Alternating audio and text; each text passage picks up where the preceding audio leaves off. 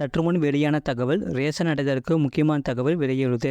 அது என்ன சொல்ல பார்க்க போகிறோம். நீங்கள் நம்ம சேனல் சப்ஸ்கிரைப் பண்ணாமல் வந்தீங்கன்னா மறக்காமல் லைக் பண்ணிக்கோங்க, சப்ஸ்கிரைப் பண்ணிக்கோங்க. வாங்க வீடியோக்குள்ள போகலாம். கலைஞர் மகளிர் உரிமை தொகை திட்டத்தில் புதிதாக விண்ணப்பித்தவர்களுக்கு இன்ப அதிர்ச்சி அளிக்கும் வகையில் நல்ல செய்தி ஒன்று சென்றுள்ளது.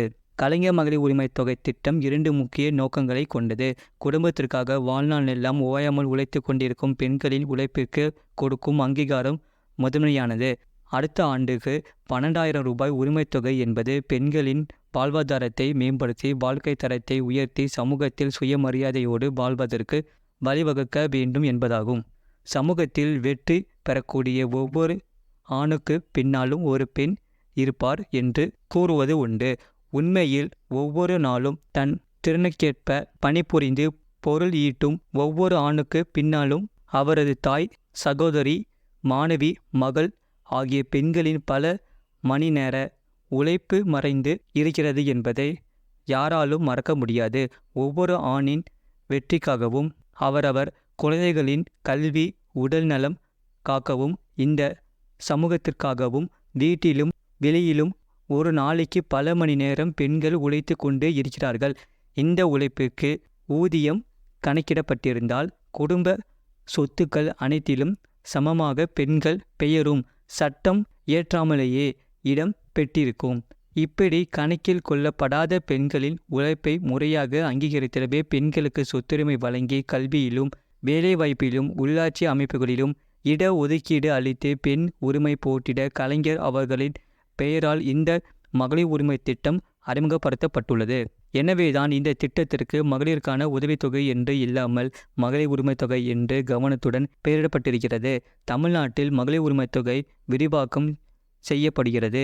அதாவது மேலும் 1.40 லட்சம் பேருக்கு பணம் வழங்கப்பட உள்ளது. இந்த திட்டத்தின்படி தமிழ்நாட்டில் உள்ள பெண்களுக்கு ரூபாய் 1000 ஏற்கனவே வழங்கப்பட்டு வருகிறது. தற்போது கூடுதல் பெண்களுக்கு பணம் வழங்கப்பட உள்ளது. தற்போது புதிதாக விண்ணப்பம் செய்பவர்கள் ஏற்கனவே விண்ணப்பம் செய்து நிராகரிக்கப்பட்டவர்கள் இதில் இணையலாம் என்று அறிவிக்கப்பட்டு உள்ளது. அரசு பணியில் இருந்து ஓய்வு பெற்றவர்களின் மனைவிகள் இதற்கு விண்ணப்பிக்கலாம். முன்பு இவர்கள் விண்ணப்பிக்க முடியாத நிலை இருந்தது. கார்ப்பரேஷன் ஊழியர்களின் மனைவிகள் விண்ணப்பிக்கலாம். வேறு சில காரணங்களுக்காக நிராகரிக்கப்பட்டவர்கள் மீண்டும் விண்ணப்பம் செய்யலாம். அதன்படி மகளிர் உரிமை தொகை விரிவாக்கத்தில் புதிய பயனாளிகளுக்கு விண்ணப்பம் செய்ய இன்னும் 30 நாட்கள் மட்டுமே அவகாசம் உள்ளது.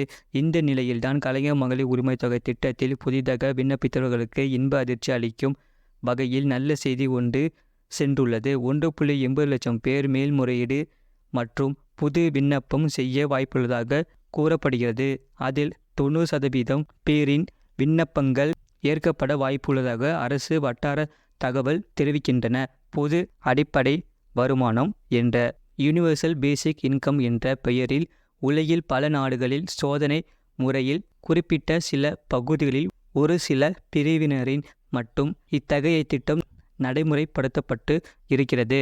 அப்படி பரிசோதனை அடிப்படையில் நிறைவேற்றப்பட்ட திட்டத்தின் மூலமாகவே பல குறிப்பிடத்தக்க மாற்றங்கள் நிகழ்ந்திருப்பதாக பொருளாதார ஆய்வாளர்கள் கருத்து தெரிவித்துள்ளனர்.